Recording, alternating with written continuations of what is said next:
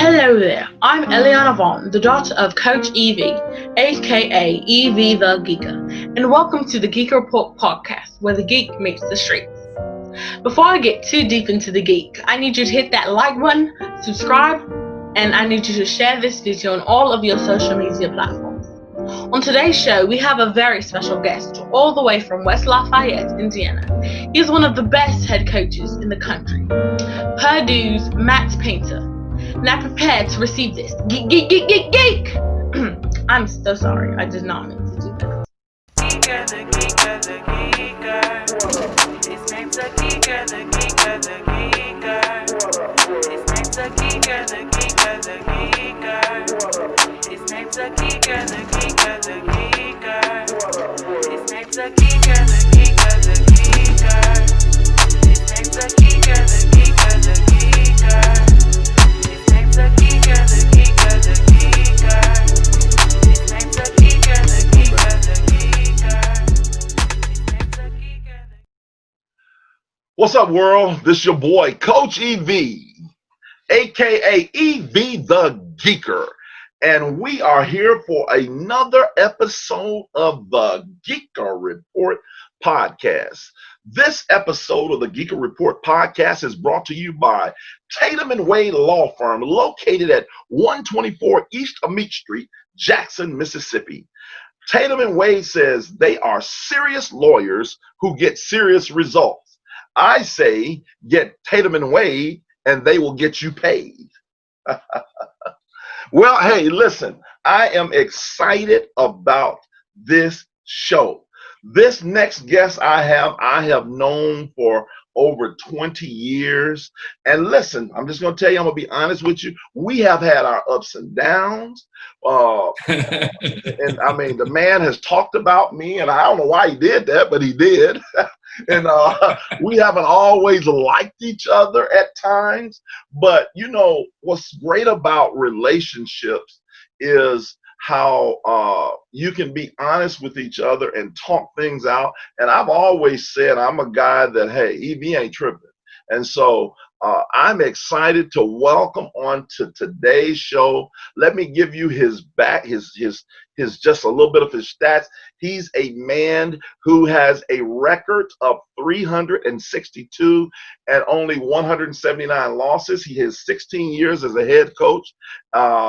He has 5 Sweet 16 appearances, 11 NCAA tournament berths. He's 3 Big Ten regular season titles, 1 Big Ten tournament title, and an international gold medal. He has averaged 23 wins per year at the school. Let's welcome the great, the magnificent Purdue head men's coach, my guy, Matt, aka Painter. Matt, welcome to the show.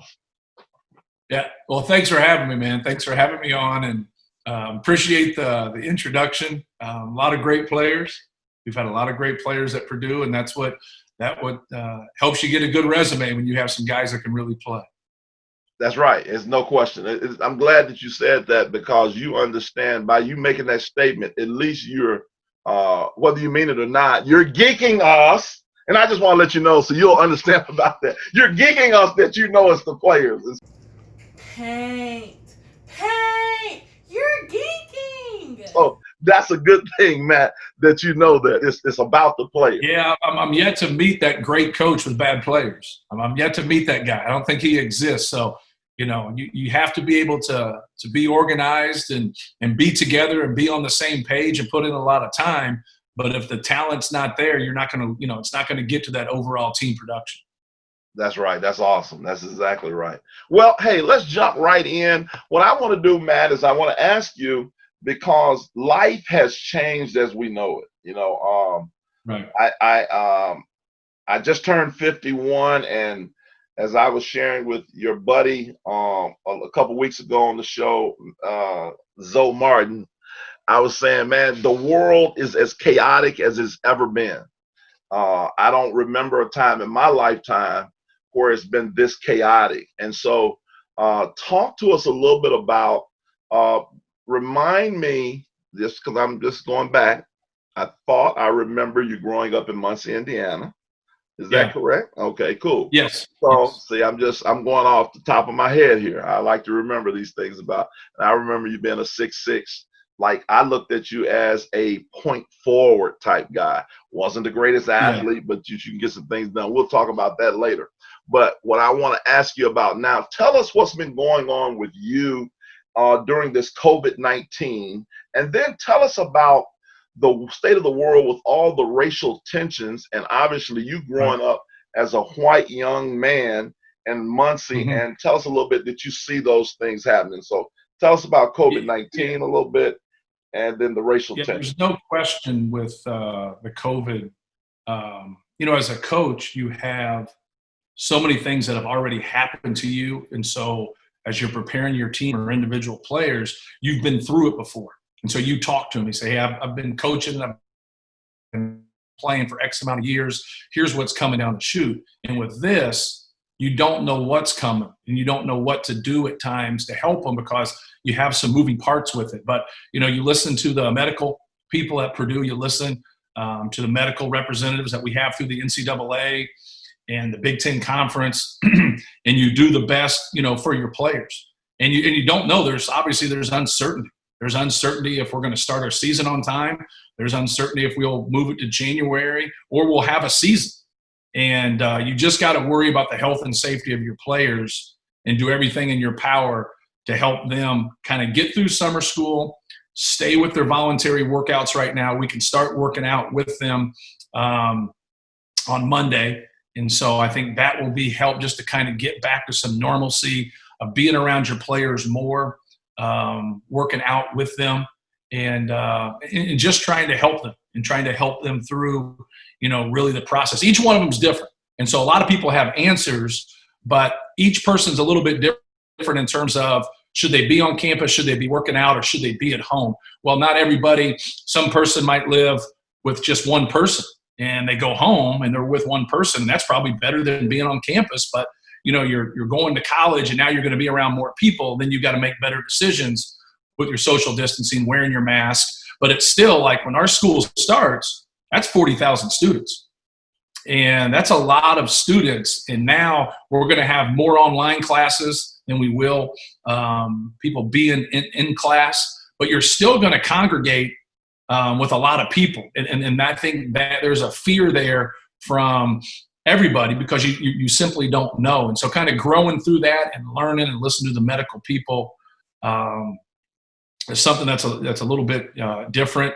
What happened, with George Floyd and his passing, was sad. That to me, it was just unbelievably sad. It's obviously opened the eyes of a lot of people. And I think it has to open the eyes of, the only perspective I can give is through my eyes, my lens as a white person. And I feel it's a white person's issue because when you look at, the origin of, slavery, if you look at 400 years of, being oppressed as African American, and now we're at this point and you start to really educate yourself. And that's something for us that we've tried to do with our team is reading books, talking, having Zooms, meeting as a group. But it's also an education. And it's also like when you start to read, you feel bad because when we meet, I'm the oldest person in the room. And there'll be things that I'm reading that I didn't have knowledge of. And that's disappointing. And that's, you have to be able to be in my position as a head coach, and you have to be able to listen and you have to be able to educate, but you also got to educate yourself and understand those things. So I think there has to be a lot of white people, but white men, if you look through the time, the white male, if you lined up all the billionaires in the United States, what would that picture look like right now?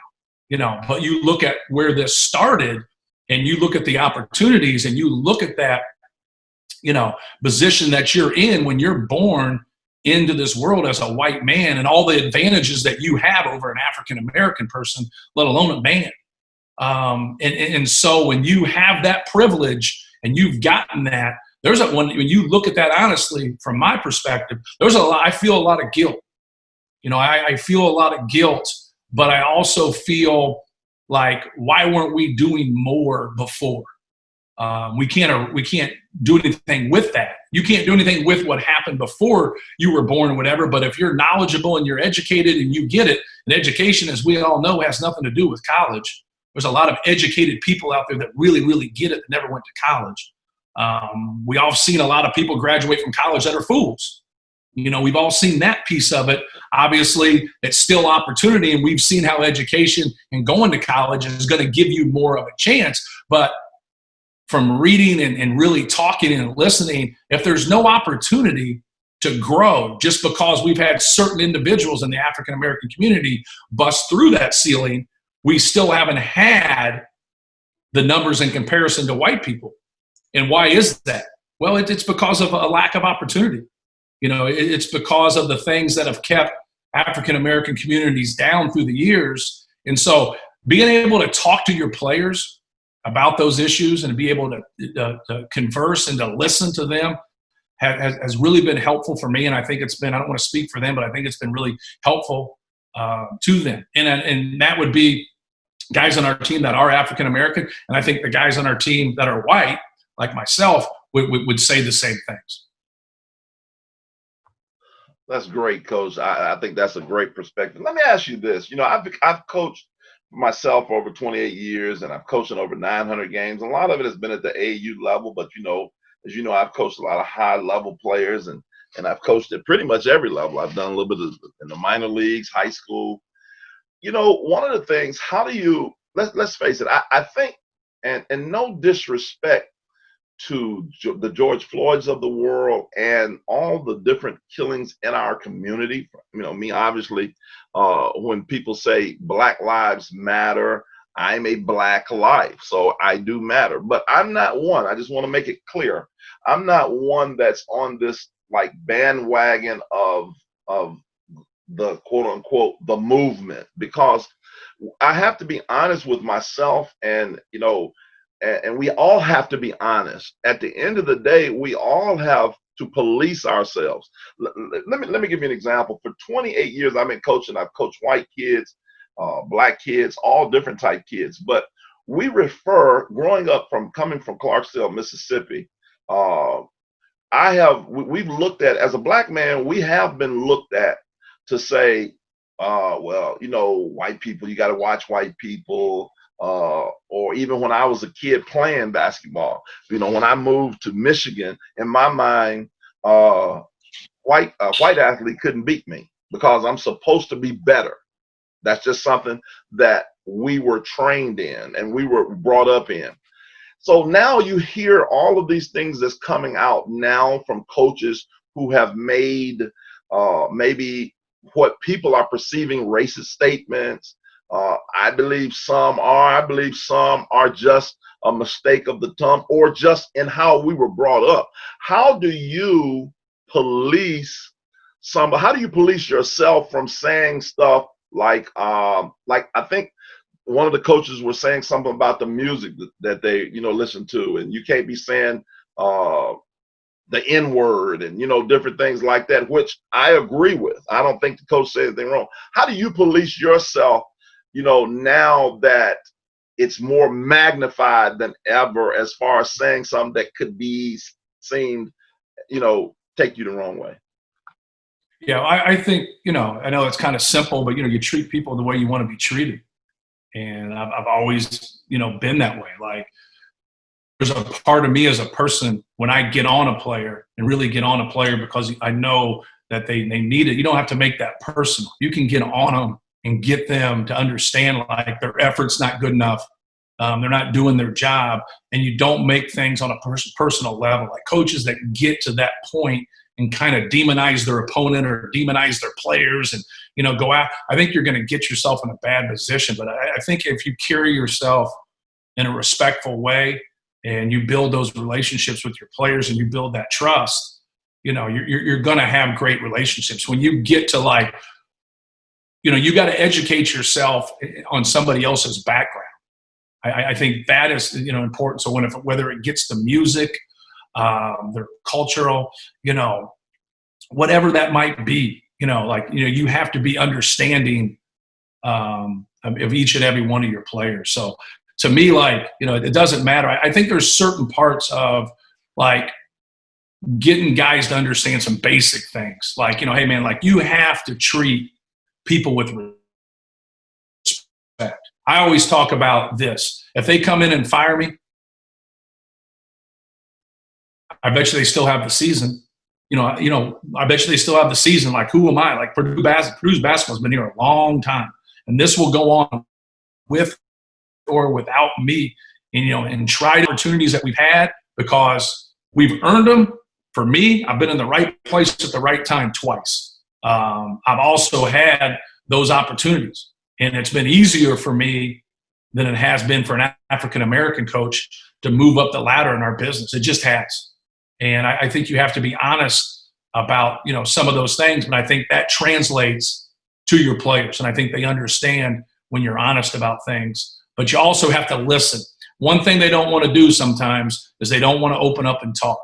And I think, we've really made some strides here and within our program here and just being able to talk and getting guys to open up and talk about how they feel. Awesome, Coach. Awesome. Appreciate that answer. That's a good way of looking at things and basically being sensitive and understanding the times we're in. Let's just face it, it's a different time that we're living in right now than your protege. I mean, not your protege. You're the guy that you succeeded, the great Gene Katie and the Bobby Knights of the world. I mean, it's a different time, and with social media and all those different things that's going on right now, you definitely have to be very careful and sensitive. At the end of the day, very sensitive. And so, again, we've all said things that we shouldn't say, and I don't think that. I think that some stuff has been overblown. I think some stuff is legit. But anyway, I want to move on to this next segment that we call the What's Your Geek segment, and it's brought to you by Sweet Mary Cave Photography and Fahrenheit Graphics. And this segment, Coach, I just kind of want to get into a little bit of who Matt Painter is. Talk to us a little bit about your playing career back in Muncie as a high school kid. Take us through that a little bit, your playing days at Purdue, and then tell us about your lovely wife and your children. So it's the What's Your Geek segment. Just what is Matt Painter's geek? Yeah. Well, I was into from basketball, finding games. That's something that I always talk to recruits about. Where are you playing? What are you doing? And it's a lot different, EV, now to where guys have workout people. I never had a workout guy. I just shot around and worked on my game. And if you missed it, you chased it. If you missed your shot, you didn't have somebody there rebounding for you or whatever. You just shot. I had a full court basketball court in my backyard. So I had a 50-foot slab of concrete, full court. I had floodlights. I could play all night. My parents separated and divorced when I was 12, and I stayed with my dad. I really stayed with the basketball court. I don't want to hurt his feelings because I love him, but I stayed with that court, and that was my sanctuary, and that's where I played, and I hooped. But I always like talking to guys about where they're playing. I played at the Boys Club in Muncie. I played at the Y in Muncie. I played at my high school. I played in my backyard. I played at the park. I played at Heacon Park. I played at McCullough Park. Not a lot, but whenever they had the back-to-school tournaments, the Soul Bowl, they had different tournaments. I was just trying to find a game, and so I played AAU. I'll be 50 next month, and so people talk about AAU like it popped up last week. But I played on a 13, 14 and under AAU team out of Muncie, and so I had a lot of really, really good experiences. I grew a lot in high school. So I was a good player in my area, but if I branched out, I probably wasn't until I got later in my high school career. But I started high school at 5'9", 5'10", and I finished at 6'6". So that really helped me as being what you were calling a point forward. I called a slow guard, and so the slow guard position. But I was always a good passer, and I think from just playing with a lot of good players, my area, even though my high school hadn't had a lot of great players, the area of Muncie had a lot of great players. And I always played at Ball State. I played the sports and field building. I played in the women's gym over at Burris. I played upstairs in the old gym that they had at Ball State. And I was always trying to get in games. So I was always trying to get in there. I played against a lot of Ball State students when I was in high school. I'd steal one one of my friends I played in high school with when he was a senior and I was a freshman, I'd steal his ID and sneak into there. And we knew how to wedge the door in the women's gym over at Muncie Burris and sneak in there at night and shoot. So we were always just trying to find games and play. And I loved it, man. I loved basketball, and I was competitive. And at some point, my lack of talent caught up with me, but I was very fortunate to be 6'6". If I wouldn't have grown to 6'6", I wouldn't have gotten, some of the opportunities that I was able to get. So on a personal note, you went to college. My college will be real quick. I wasn't that good of a player in college, but I played with a handful of pros. Conzo Martin, you mentioned, Glenn Robinson, Jimmy Oliver, Steve Scheffler, Woody Austin, Tony Jones were guys that were really close, in that mix. So we had a really good experience in college, started 50 games, but just tried to get the ball where it needed to be. Tried to get it to Zoe or Glenn or Jimmy Oliver or Chef or, Tony Jones and Woody, like those guys, and just trying to know my role, and learned a lot from Gene Cady and Bruce Weber and Tom Ryder, Frank Kendrick. Learned a lot about the game. Like as a high school kid, you come in and you think you know what you're doing. I quickly realized, man, I didn't know. And even then, I would always go back to my apartment thinking, why did we do this and why did we do that? And then as I started to get into coaching, I learned some hard lessons and realized some of the things and why they did some things at certain points. But very, very fortunate to be in the position that I am, and just got married for the second time. So my wife, Sherry, and so we have 5 kids between us. I had 3 and she had 2. So we got a Brady bunch going on over here. We got Maggie, my oldest, is a Purdue grad. My son, Braden, will be a senior at Purdue next year. And then my daughter, Emma, will be a sophomore at Park Tudor High School in Indianapolis next year. And then her son, Connor, will be a junior at Purdue next year. And then Abby she's going to go play beach volleyball at Oregon next year. So she'll be a freshman at Oregon next year. So we got everybody's out of the house, starting in the fall if we go to college. So but hopefully we do. Hopefully we start and everything is good. But very, very fortunate, man. Very, very, very fortunate to have the family that I do and that I have. And I had great parents, and my dad is still practicing law in Muncie. He'll be 75. His birthday's 3 days before mine in August. So he's still practicing law there. My mom just passed away, which was very, very hard. Great person. And she battled cancer. So that was something that was right as we had the coronavirus and it kind of hit, and we were kind of in limbo for 2-3 days, or we canceled the season, not canceling the season. She was still alive. She died May 1st. And so I spent a month with her before she passed. And so that was, we're glad that we got a chance to spend time with her, and very fortunate and thankful of that, because there was a lot of people, especially when you had loved ones that were in nursing homes, that people couldn't spend time with their loved ones when they're, passing away. They'd get the coronavirus. They couldn't be there with them. They couldn't be there with them just to comfort them in the last 3-4, days of their life or week of their life, or however it ended. And that's, that's tragic and that's awful. So, like my mom said, somebody always has it, worse than you. So we were very, very thankful to be able to spend time with her before she passed.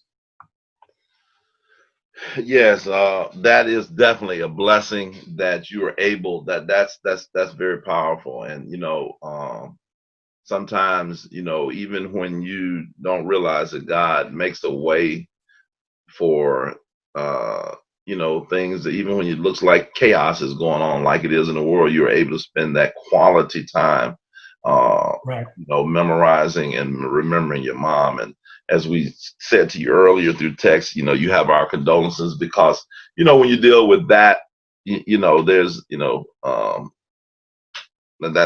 that is tough. I lost my mom, and I understand that completely. And the good thing is, the joy and the hope I have, hey, they're in a better place. That's how I look at it. And, yes. And I never knew, you would always hear somebody say that, through suffering, I never really was compassionate to that. I understood that, but I wasn't compassionate until I experienced it. And then I understood what everybody else had experienced when they said, hey, they're in a better place. They're not suffering anymore. And you don't know that until you watch somebody, pass away in front of you, especially with pancreatic cancer. That's just, it was hard for all of us. Yeah, well, that's awesome, man, that you can have that that hope, man. That gives you the excitement. So, man, that's awesome. That's awesome. Tell me, I want to switch gears, and you know, we go way back, Paint. You know, in the sense, I used to run a program back in the day called Blessed IJ and AU out of Fort Wayne, Indiana, back really 1998 through 2008. And so, one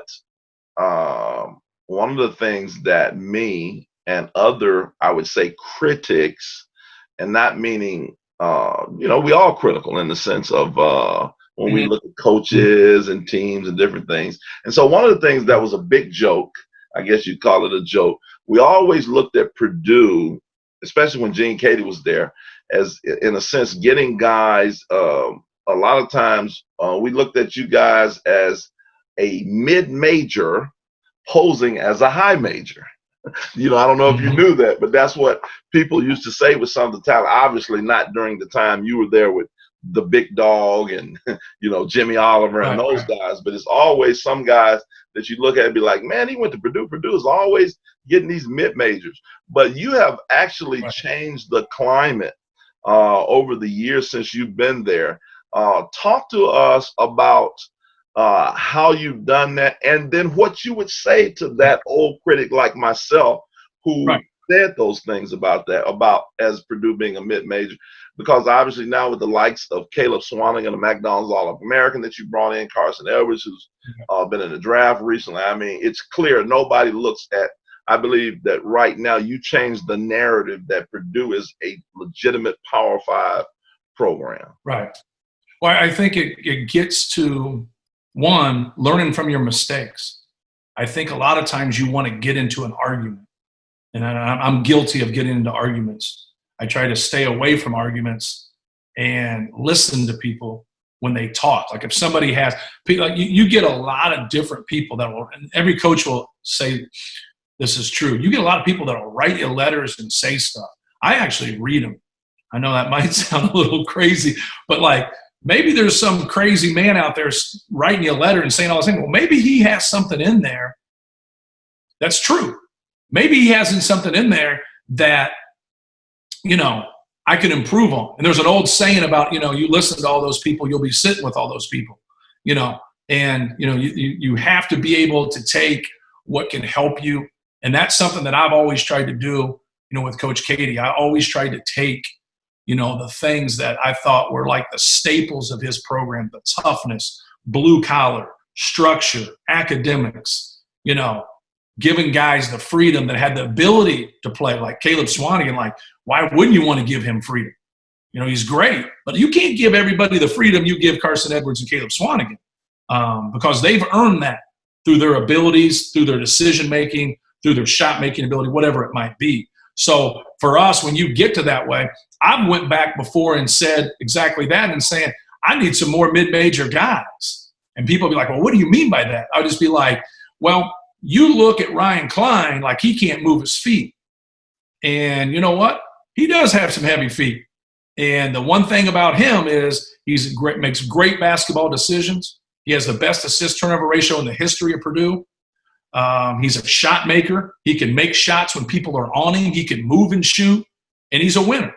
And so, like, when I'm battling all those mid-major guys, I was like, I'd give Ryan Klein 2 scholarships. I thought he was that good, because it translates to winning. So those guys, P.J. Thompson didn't have – I think he had one high major offer besides us. Only thing he did was help us. Now, did they play a role? Yes. They're not going to be, your horses. That's your Caleb Swanigans. That's an A.J. Hammonds. That's a Jimmy Oliver. That's a Steve Sheffer. Now you've got a piece around those guys, skill. Like Dakota Mathias averaged 20 this year in the G League. I think West Virginia offered him. Yeah, he's great. He could find his way into the NBA. Like, he's one of the best players we've ever had here. He was never all conference at Purdue, but in my mind, he was super in his role. Didn't turn it over, could guard people, shot maker, could play on the move. So just trying to get the guys that are going to translate into helping you win games and then having that balance. With that being said, I liked our team last year, but you still got to have a guy. And losing Carson really affected the group that we had. Now I think this year we're going to be much better on the offensive end of the court with the guys we have coming in and sitting out. I don't know if from a defensive standpoint we're really going to have to make some strides because we lost the two guys that transferred. Both of those guys were fabulous defensive players. And I think that's going to be our question pushing to next year. But no, I've always, kind of taken that on. Like through the years, Purdue has the most Big Ten championships. I think we have the 18th most NCAA appearances in the history of college basketball. I think we're at 17 or 18 in terms of the most wins. In the short term of that, we've had somebody drafted 4 straight years. There's only 3 or 4 schools in the country that can say that. So our development has really been good. We haven't had any one and dones. Biggie was 2 years, but Biggie also skipped his senior year. So I think that was a tough piece for him, trying to be as young as he was, but still, he was really the second best player in college basketball as a sophomore in college, and he skipped a year of high school. That's pretty impressive. And then Carson Edwards was fabulous for our program, leaving after his junior year, and but just his hard work. Like those guys, we started our season this year, EV, and I said to our guys, I said, who in here puts more time from a conditioning standpoint and working on their game standpoint than Caleb Swanigan and Carson Edwards? And nobody raised their hand. I go, no, go ahead, man. Speak up for yourself. Raise your hand. And they were all like, they didn't because they knew.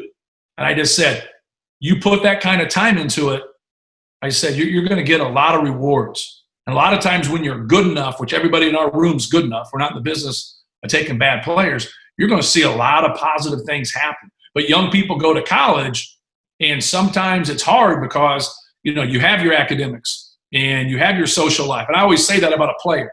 This is like so important. You got your family, you got your religion, you got academics, and you got basketball. You got those 4 things. And if something socially leapfrogs any of those, you're in trouble. You're in trouble. And that's the best advice I can give young people, because they get to college, and even people that weren't that social in high school, now they get away from their parents, they get there, and we have structure, but they have to be able to show some discipline. And sometimes that's really hard for a young guy.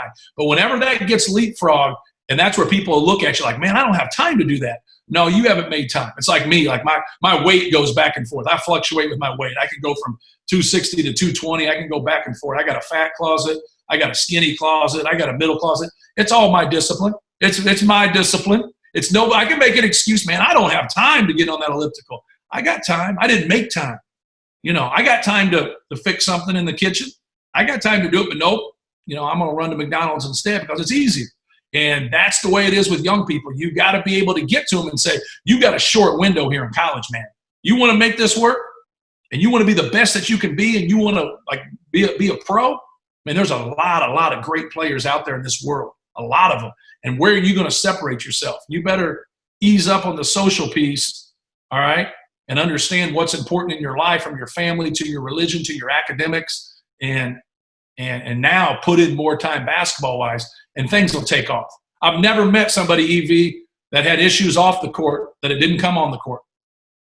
Never met anybody. But I've also seen the people that didn't have issues off the court, and it really helped them on the court.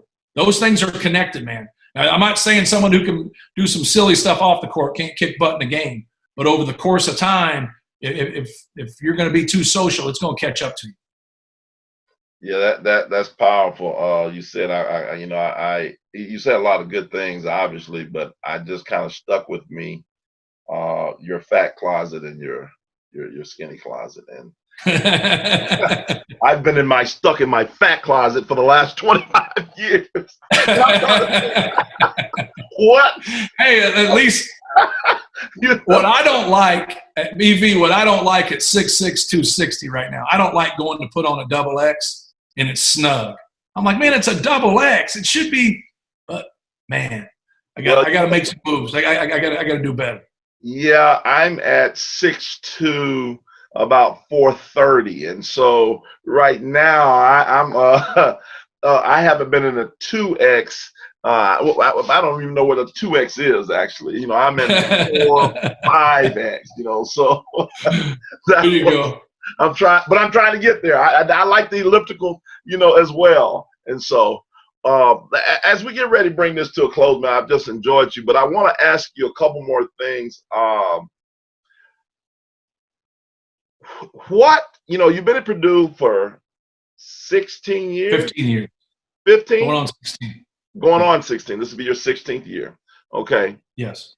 Now, I'm just going to, go out on a limb here. What job, is there another job in college that can pull you away, put you on the spot here? Gotta always put you on the spot here on the Geeker Report. Yeah. Is there another college job can take you away? Or is there if the Indiana Pacers came and said, we want you, Matt Painter, talk to us, do we go to the Pacers? Yeah. From an NBA standpoint, I don't think so. I just think because of the game, you got to, if that would be something I would love to go in, if it presented itself, to be an assistant for 2-3 years under a great head coach and learn the game more and learn the ins and the outs. Because I think that grooming process would be good, and maybe just staying into that role. And I really enjoyed being an assistant coach. But no, Purdue's my spot right now. But I will say this, it's a people business. I think we have the best president in the country in Mitch Daniels. Mike Bobinski is a great athletic director, and really learned a lot from him. Mike Berghoff is head of our board of trustees. I like the people that are in charge at Purdue. I respect them. They've done some unbelievable things. Mitch Daniels has done some unbelievable things for our institution, for our students, let alone our student athletes. And so anytime, it's people look at schools and jobs, and when it gets down to it, it's a people business. And we have great people at Purdue. And so I think that's something that when you come and you visit our place and you get around here, they care. And why wouldn't you want to be around, a lot of people that care? And so I'm very fortunate. I'm very, very fortunate, because I know I don't stay in this job, forever. And so it can end tomorrow, and I never take for granted, the position that I'm in. I'm very, grateful and fortunate to be in this position. Well, let me ask you. Said one other thing in your last statement. You had 2 transfers, Matt Harms and the Easton kid. Real quickly, tell us about your thoughts about them leaving, and then tell me your thoughts overall, generally, about transfers coming in and programs. What's your thoughts on that? Right. Well, I'm on the front line with a lot of the transfer stuff that is going on, and I'm on the men's basketball oversight committee. Conzo Martin and myself are the 2 coaches that represent the men's basketball oversight committee for college coaches. I'm on a subcommittee for the transfer waiver working group, and just trying to go through and figure out, because we do have an issue here. We have a culture of change, first of all. So you change AAU programs, you change high school programs, you change prep schools, you get to college, something isn't perfect, you change colleges. And so we have that culture of change in basketball in general before they even get to college. And so now we've made it really easy for people to transfer. You can just put your name in the portal, you can transfer. Now, what's on the docket now for a vote in January is going to be the one-time transfer, and kids can now transfer whenever they want, one time in their college career, and be eligible right away. It's going to be like trading baseball cards, and guys are really going to be moving. We had 1,000 transfers this year. The percentages are very, very, very low. In the last 7 drafts, there's been 4 people that have transferred that's gotten drafted in the first round. And it's been 19 total in the last 7 drafts. And we had 15 guys get drafted in the second round. And so very few people that are transferring are getting drafted. It doesn't mean they can't play in the NBA because a few have. It doesn't mean they can't make the NBA if they don't get drafted because a few have. But you're probably going to be a G League overseas type guy. It's not. We're all looking for the grass is greener instead of our growth as people and our growth as players comes through our adversity. We all have adversity. We all have trouble. And when that happens, how do we grow? You can't run from it all the time. Now, is there positive transfers? Does it make sense for some situations and some kids to transfer? Yes, without question. That needs to be in place. But also, there also has to be some maturity. And when guys have had to sit out a year And now they got an extra year to get towards their degree. Now they got another year to learn a new system. And the one-time transfer is going to cause a lot of issues that I don't think is good for college basketball. With that being said, it's probably going to go through, and we got to be able to set some parameters with that. When I made some statements publicly about our two guys who I really like, both of them are good guys. Matt Harms got his degree from Purdue. Nogel Eastern was about 30 credits away from getting his degree at Purdue, and he left. They had a lot of success with us. So we won Big Ten championships. We went to multiple Sweet 16s. We went to an Elite Eight. We got a silver medal in the World University Games. Like, we had a lot of success. And then we had a little bit of adversity, and both of those guys are playing a lot, and they're starting and they leave. And that just didn't sit well with me. Now, with that being said, do they have the right to transfer? Yes. Like, that's your choice as a person or whatever. But, man, they had a really good experience. I had good relationships with both of them. Our staff had good relationships with them. Our teammates really liked them. And then they just text you one day or call you one day and have no conversation before about any issues whatsoever, and they leave. And, so there's a lot of a range of emotions as a coach, and for your guys who stay.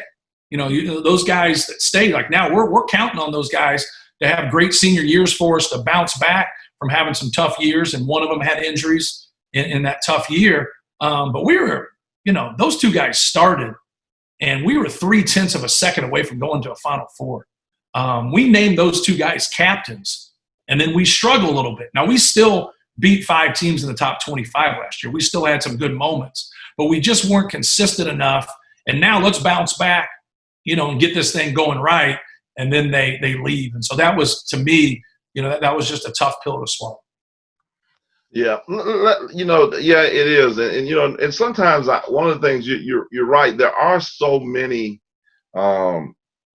transfers. It just seems like it's just too many, and I think that there's a combination. Obviously, I know as an AAU guy, a former AAU guy, and a guy that is an influencer in kids' lives.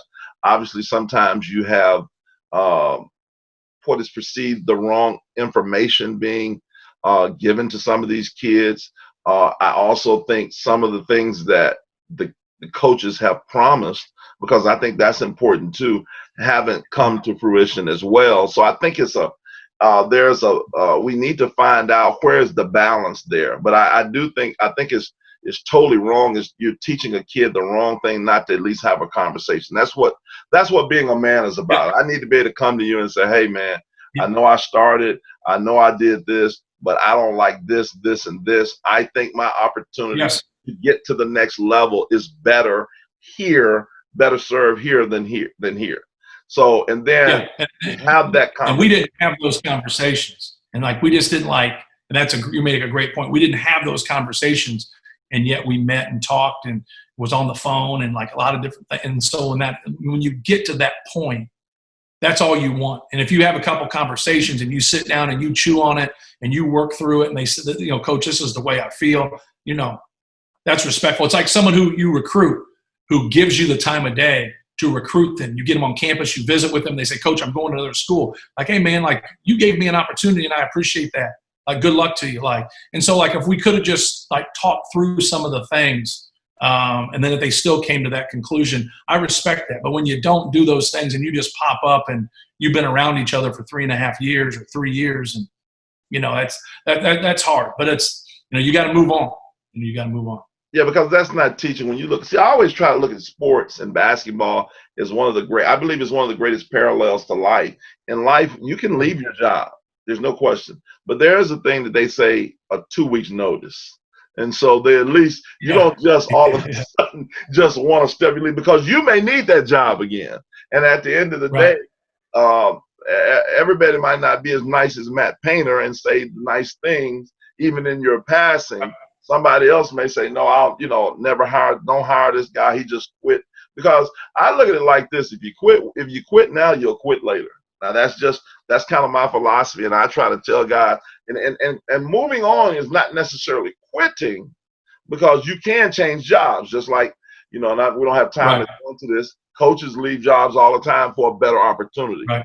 So I understand that piece, but it's just a matter of just how you do things. But let me Right. finish up with this. There's two more things I just want to ask you about real quick. Tell me about. I want to know about. Let's go back, take you back, and this may hurt just a taste, but let's go back to that Virginia game. Yes. You were right there, Yeah. and Virginia goes on to win the national championship. You guys, I mean, Carson Edwards had one of the greatest, probably, tournament games I've ever seen in my life.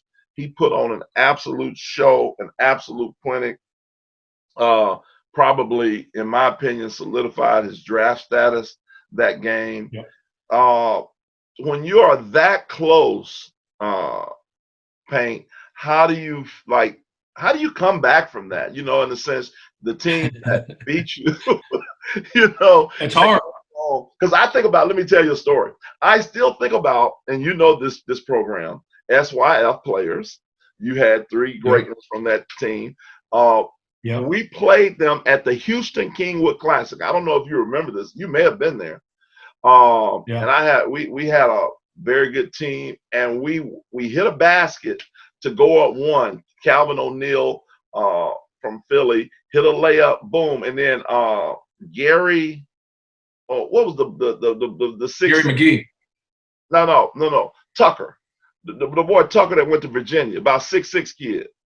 Oh yeah. From Gary Westside. From Gary Westside, hit a 60-footer to beat us at the buzzer. And me and Roe talk about that often. How that would have took us into, and that was the Kingwood Classic. But you know how big that classic was. That would have took us into the Final Four. We had just beaten the #1 team out of California with I forgot the name of their. They're losing with not Kevin Love and them, but Brandon Jennings. That whole group. Kevin Love played with them. The California program. Tell me, go back to that. How do you recover from that when you think about it? Well, I had a situation in a first round NCAA tournament game about 4 or 5 years ago against Arkansas Little Rock, and we're up 3 with 19 seconds to go. And I've never seen somebody, when you're down 3, like you go get a quick one, you go get an easy 2 right away, or you get your 3. But you don't want to dribble around, and then if you miss one, now you don't have an opportunity to score the ball, or you're just taking too much time. Time's against you. And in that game, I'm like, 19 seconds is too much. I'm not fouling here. And they dribbled around, and the guy sticks a 3 with 5 seconds to go. But I'd never seen people kind of wait to attack at that time. And I made an error in judgment, and when they waited, we should have fouled. And we didn't. And then it goes overtime, it goes double overtime, and we lose the game. And so now, same scenario. Carson misses a shot, and we're up 1. Let me get this right. No, we're up 2. Carson misses a shot. Grady gets the rebound, flicks it out to Klein. Klein gets fouled. 19 seconds. Klein makes 2. We're up 4. He makes 1. We're up 3. So he makes 1. He splits them. We're up 3. Same scenario. Too much time. 19 seconds. Not going to foul. And as they start to dribble, their point guard kind of pauses up top. And he just dribbles up the court, and he kind of pauses, and they just kind of hold for a little bit. And right when that happened, I'm like, oh, man, we're not doing this again. And they take too much time, and I get no gel to foul him. So he fouls him, and we're around 6 or 7 seconds. I don't know exactly where it is, but I'm like, hey, man, good. They're not going to stick a 3 here or make 2 free throws. We'll get in the foul game. Hell, I'll do it again. I'll foul again if we can make both of our free throws. I go, but, I'm not going to get in that position again. So then I don't even think he's trying to miss the second one, and he misses it, and then they tap it back. And, a lot of things have to happen there for that guy to get the ball back, him to make that shot. Our guys actually did a great job because, a 3 beats us then. He makes the first, he misses the second. We're up 2. Both of our guys go to their 3-point shooters. The guy with the ball is not that good of Clark's not that good of a 3-point shooter. Klein and Carson both go with their shooters and do a good job of staying with. He zips it to Diakite, and he makes that shot. And so I heard us in Little Rock. I felt like I made a mistake and cost us. Now in Virginia, I do what I wanted to do in Little Rock, and you still lose. And as you know, that's coaching. That's the way it is. But if I had anything to change in that game, I would do the same thing in the Virginia game, because I think that wins 95% of the time. They got a crazy bounce, and a guy made a super play. And then the guy had to make a super shot to beat him. So, and then Matt almost blocks that shot. People don't realize Matt challenged that shot, and he made it over his hands, over his contested hands. So, but no, it's a hard thing to do. But like, hey, let's get to work and get back in that position and win that game. There's a lot of people that would love to be in that position. Well, Coach, man, I appreciate having you on. I really appreciate the time, man, that you took out today. We learned a lot of different things about the great Matt Painter today, and the philosophies and all of those different things. Our expectation. Can we expect, the last thing, and as we get out of here, can we expect Purdue to be in the NCAA tournament this year? I hope so. You gotta earn it. You can't sit around and predict things like you're Joe Namath. Like you gotta get out there and work and beat the man in front of you. So what we've always done, no different than Coach Katie's, we're going to try to win the Big Ten. And if you can put yourself in that position, or you can do it, you're going to put yourself in a good spot. So we're at the last 4 NCAA tournaments, we've had a top 5 seed. There's only 6 teams in the country that can say the same thing. So we've had a lot of success with guys getting drafted, with having top seeds, winning championships. So we just got to be a little bit better at what we're doing, and we got to be better on offense. Like, we got to make more shots. We got to be more efficient, because we've had one of the best offenses in the country in the last 5 years, and we didn't last year. And we have to be better on that end. The better you are on offense, the more you're going to set your defense, and it's going to keep people out of transition. Coach, once again, man, thank you for coming on. All right, man. Time. You have a great rest of your day, and I know you guys you're gonna have them ready to go this year. There you go. All right. Thanks, EV. All right. Take care.